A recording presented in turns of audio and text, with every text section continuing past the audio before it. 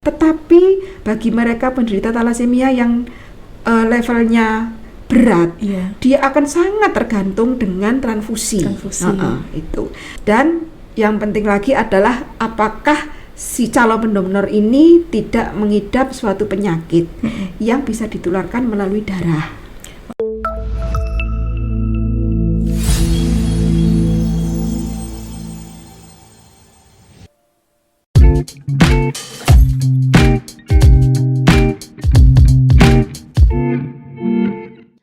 Assalamualaikum warahmatullahi wabarakatuh. Halo Kan Bisa, bagaimana kabarnya hari ini? Semoga tetap semangat ya, meskipun cuaca sedang panas-panasnya.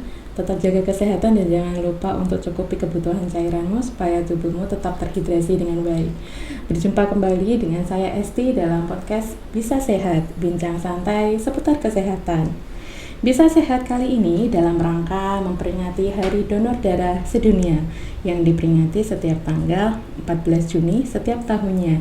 Dan tahun ini merupakan peringatan yang ke-20. Bertemakan 20 Years of Celebrating Giving Thank You for Blood Donors. Peringatan ini adalah sebuah kesempatan kita untuk mengucapkan terima kasih kepada para pendonor darah di seluruh dunia karena sumbangan mereka yang telah menyelamatkan jiwa dan menghormati mereka karena dampak yang diberikan sangat besar terhadap pasien. Untuk lebih jelasnya bersama kita sudah hadir Dr. Anti Primardianti, spesialis patologi klinik. Selamat pagi dokter. Selamat pagi. Ya, terima kasih sudah hadir di podcast Bisa Sehat. Alhamdulillah. Kabarnya baik dokter ya? Alhamdulillah. Semoga sehat terus ya. Amin. Iya, jadi Dokter Anti Primardianti, spesialis patologi klinik adalah dokter di penanggung jawab di laboratorium Rumah Sakit Umum Daerah dan Bank Darah Rumah Sakit. Rumah Sakit. Ya. Jadi dokter, mengenai donor darah ini bahasan kita. Yang kita tahu itu donor darah adalah aktivitas menyumbangkan darah yang dilakukan secara sukarela. Nah, sebenarnya donor darah ini ada manfaat apa ya dokter? Ada manfaatnya mungkin? Iya. Jadi donor darah ya, mendonasikan darah dan produk darah ya.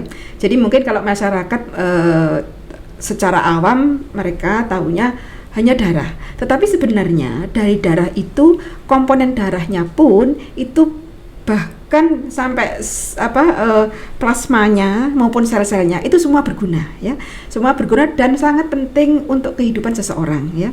Betapa pentingnya, betapa berharganya sejumlah darah bagi kesehatan orang-orang tertentu ya. Seperti misalkan ya, ibu-ibu yang hamil maupun yang melahirkan, yang mereka menderita suatu komplikasi, di mana komplikasi itu akhirnya akan membutuhkan darah ya, misalkan operasi ya, misalkan melahirkannya dengan operasi, walaupun juga tidak operasi, tetapi pada saat persalinannya itu melalui suatu komplikasi sehingga dia kehilangan darah banyak, maka sangat penting adanya darah pengganti yang kita dapat dari pendonor. Iya, itu pertama adalah ibu-ibu yang hamil dan melahirkan dengan komplikasi. Kemudian anak-anak yang mereka menderita anemia, baik karena itu didapat atau karena bawaan ya. Apalagi kalau bawaan ya, seperti contohnya thalassemia ya. Thalassemia itu adalah penyakit kelainan darah bawaan di mana derajatnya bisa ringan sampai berat ya. Kalau derajat ringan sedang mungkin tidak sedemikian banyak membutuhkan darah. Tetapi bagi mereka penderita thalassemia yang levelnya berat, dia akan sangat tergantung dengan transfusi. Itu. Kemudian ada lagi pasien-pasien yang mereka mengalami keganasan, penyakit-penyakit keganasan, kanker, ataupun pasien-pasien yang menderita penyakit sehingga diharuskan untuk operasi. Jadi pasien-pasien yang melalui terapi pembedahan itu juga pasti akan membutuhkan darah. Membutuhkan banyak darah. Di samping itu juga kondisi-kondisi seperti pasien-pasien yang terkena infeksi malaria, itu di mana HB-nya sangat turun ya, menderita anemia, itu pasti juga akan membutuhkan darah yang cukup. Jadi betapa darah itu penting ya untuk keberlangsungan hidup seseorang. Iya, sebuah nyawa lah ya. Sebuah nyawa, betul sekali. Iya, iya dokter, ternyata manfaatnya juga luar biasa. Betul, iya. Ya untuk pasien ya dokter. Nah, jadi mungkin beberapa dari kita mungkin ya dok sudah ada niatan untuk menjadi pendonor tapi masih maju mundur. Betul, karena ragu. Betul. Jadi apakah kalau saya mendonorkan darah saya, apakah saya kan baik-baik saja gitu ya dok ya? Apakah kalau saya kehilangan darah untuk saya donorkan ini, bagaimana kalau saya tiba-tiba pingsan gitu ya dok? Mungkin orang awam mungkin ada ketakutan tersendiri ya dok ya. Nah, sebetulnya donor darah ini sebenarnya aman atau tidak ya dok untuk pendonor itu sendiri ya? Baik ya. Jadi kegiatan donasi ya, kegiatan donor darah ini kan melibatkan dua pihak, pendonor dan penerima, ya. Dua-duanya baik pendonor maupun penerima harus dalam setelah kegiatan donor darah itu, baik setelah mendonorkan maupun setelah menerima harus dalam keadaan aman. Ya. Ada pemeriksaan tertentu. Iya, jadi dua ini kan donor darah itu ada yang mendonorkan dan yang menerima. Ada yang menerima. Dua-duanya harus dalam keadaan aman setelah kegiatan donor, ya. Kalau untuk pendonor ya, sebelum diambil darahnya atau sebelum dia menjadi pendonor, ada serangkaian pemeriksaan. Yang mana pemeriksaan itu nanti akan memutuskan apakah yang bersangkutan ini layak menjadi pendonor dan aman. Gitu ya. Yang pertama, pemeriksaan kesehatan tentu ya. Itu akan diperiksa artinya diperiksa darah lengkapnya, HB-nya berapa gitu ya. Dipastikan dulu HB-nya, tekanan darahnya berapa, HB-nya berapa ya. Kemudian di samping itu juga akan ditanya riwayat penyakit. Ya riwayat kesehatannya lah ya, pernah sakit apa, kemudian pernah dirawat karena apa, biasanya begitu ya. Dan yang penting lagi adalah apakah si calon pendonor ini tidak mengidap suatu penyakit yang bisa ditularkan melalui darah. Nah, untuk itu ada serangkaian pemeriksaan lagi untuk memastikan bahwa darah yang akan didonorkan tadi benar-benar aman untuk si penerima.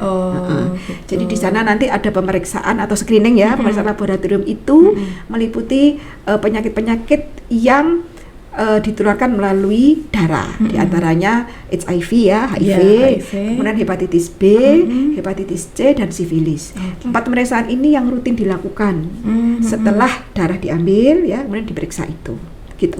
Dan untuk sebelum didonorkan, sebelum dia menjadi pendonor, ada serangkaian pemeriksaan tadi, sehingga dinyatakan bahwa sehat dan cukup layak menjadi pendonor. Begitu, iya. Jadi dari segi pendonor dan juga penerimanya sama-sama harus aman. Iya, harus aman. Betul. Jadi penerima juga ini ya dok ya, ini darahnya aman. Gitu ya dok ya. Iya, betul. Iya, karena kan kadang-kadang nanti tidak aman gitu. Nah, jangan khawatir karena sebelum darah ini digunakan ya, ada serangkaian pemeriksaan. Di mana pemeriksaan itu meliputi yaitu tadi penyakit-penyakit screening istilahnya ya, yang bisa ditularkan melalui darah. Kalau itu tidak aman, tidak akan kita pakai. Tidak akan lolos uji. Dan tidak akan diberikan. Betul. Iya. Jadi yang donor juga jangan ragu lagi. Betul, yang menerima juga jangan ragu lagi gitu ya dok ya. Jadi dua-duanya aman. Dua-duanya aman karena tidak bisa salah satu. Karena dua-duanya sebelum melakukan donor sudah diperiksa aman baru bisa didonorkan. Setelah melalui uji bahwa produk darah ini aman, baru bisa kita pakai untuk didonorkan. Nah, gitu ya dokter. Nah, dokter, untuk kegiatan donor darah itu sekali ambil darah itu jumlahnya berapa banyak dokter? Hasilnya 450 ya. 450 cc. Dan jangan khawatir kok kayaknya banyak ya. Kok banyak ya? 450 cc itu hampir 500 ya. 500 cc itu hampir setengah liter lah ya. Jangan khawatir karena jumlah ini itu kurang dari 10% total volume darah pada orang dewasa. Karena rata-rata orang dewasa normal ya, artinya tidak mengidap penyakit apapun, itu sekitar 4,5 sampai 5 liter. Jadi Insya Allah aman. Diambil segitu itu tidak akan mengurangi. Itu tadi makanya dipastikan dulu sebelum donor itu harus benar-benar dalam keadaan sehat gitu. Tensinya normal, HB-nya normal. Pokoknya dalam keadaan fit lah. Itu. Memenuhi kualifikasi. Iya, betul. Baru boleh lolos uji ya dok ya. Iya.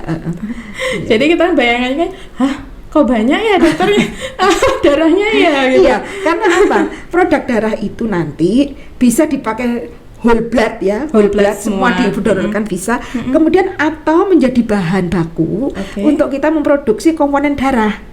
Jadi komponen darah itu ya komponennya kan ada bagian cair, ada bagian padatnya. Ya, bagian padatnya itu sel. Nah, sel-sel darahnya ini bisa kita ambil sendiri dalam bentuk PRC.